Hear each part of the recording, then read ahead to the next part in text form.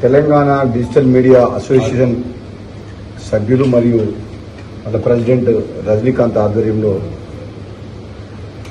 నేను ఏదైతే ట్వీట్ పెట్టినో వాళ్ళకు మద్దతుగా సమాజంలో ప్రజల పక్షాన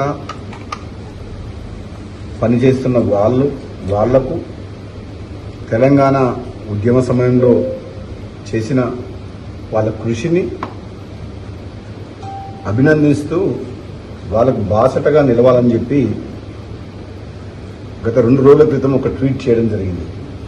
ఎటువంటి పరిస్థితుల్లో కూడా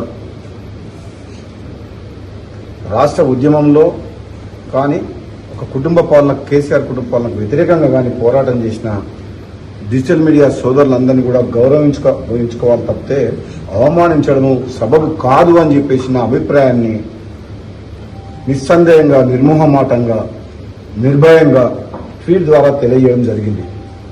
అదే విషయాన్ని దృష్టిలో పెట్టుకొని సోదరులందరూ కూడా నన్ను కలిసి ధన్యవాదాలు తెలుసేందుకు రావడం జరిగింది. మళ్ళీ ఒకసారి చెప్తున్నా, ఈ తెలంగాణ రాష్ట్రం అనేది ఒకరి సొత్తు కాదు. ఏ వ్యక్తి అయినా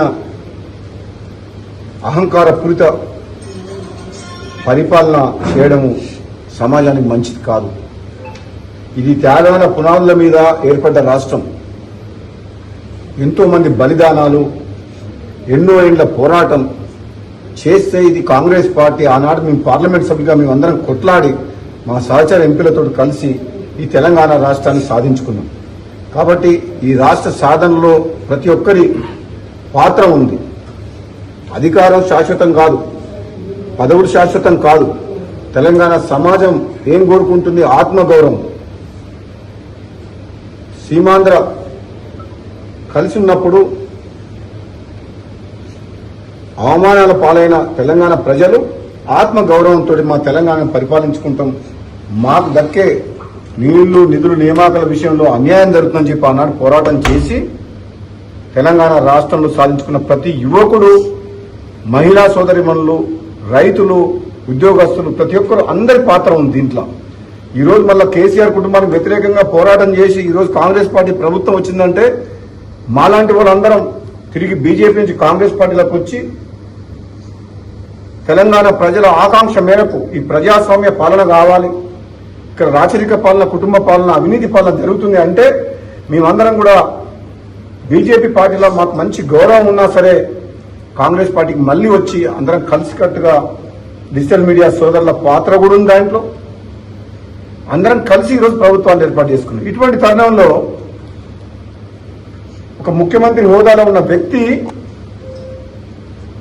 వాళ్ళను ఉద్దేశించి చులకనగా అవమానకరంగా మాట్లాడితే బాధ అనిపించి ఇది మంచి పద్ధతి కాదు అని చెప్పేసి నేను ట్వీట్ చేయడం జరిగింది. వీళ్ళకి మద్దతుగా నా మద్దతు ఎప్పుడు కొనసాగుతుంది. నిర్భయంగా ప్రజల పక్షాన నిలబడే డిజిటల్ మీడియా సోదరులందరికీ కూడా నేను మళ్లీ మాటిస్తున్నా, మనం కోరుకున్న తెలంగాణ, అవినీతి రహిత తెలంగాణ, పేద ప్రజలకు అండగా ఉండే తెలంగాణ రాష్ట్ర ప్రభుత్వమే మనకు కావాలి, అటువంటి పాలకులే మనకు కావాలి.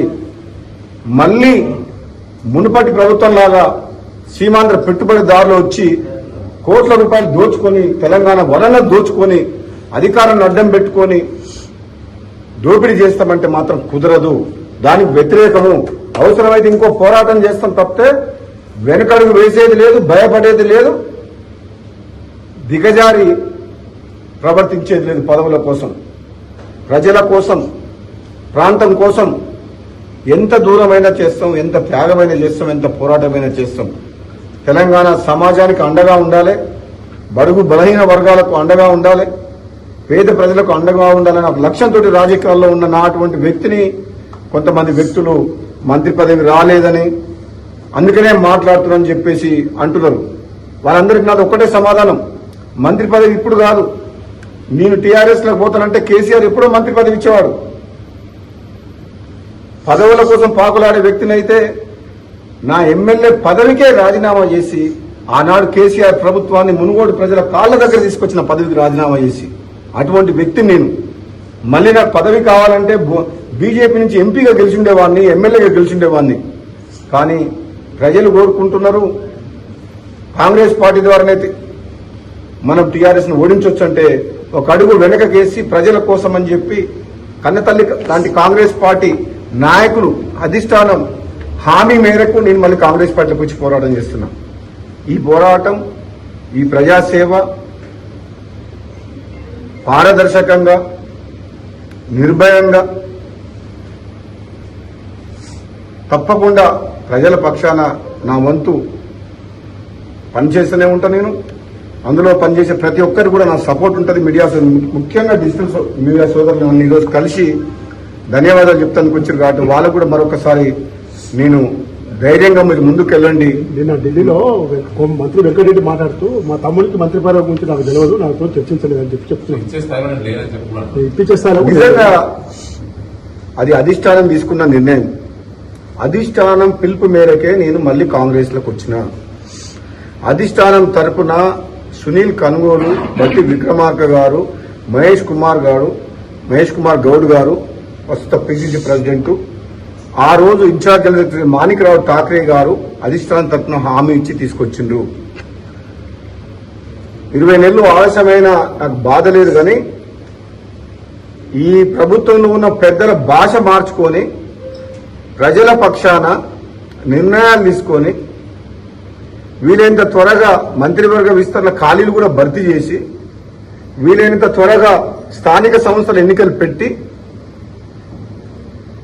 గ్రామాల్లో అభివృద్ధి నోచుకోలేక 20 నెలల నుంచి భయంకరమైన పరిస్థితులు ఉన్నది. కాబట్టి ఒక బలమైన నాయకత్వాన్ని గ్రామ స్థాయిలో కూడా మనం నిర్మాణం చేసుకోవాల్సిన బాధ్యత ఉంది. కాబట్టి ఇప్పటికైనా మనం పాలన సరైన రీతిలో అందించే విధంగా ముందుకు పోవాలని చెప్పి సూచిస్తున్నాం.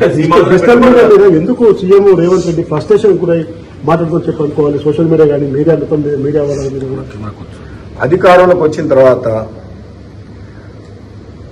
సామెత ఒకటి ఉంది కదా, ఓడ దాటే వరకు ఓడమల్లయ్య, ఓడ దాటినాక బోడమల్లయ్య.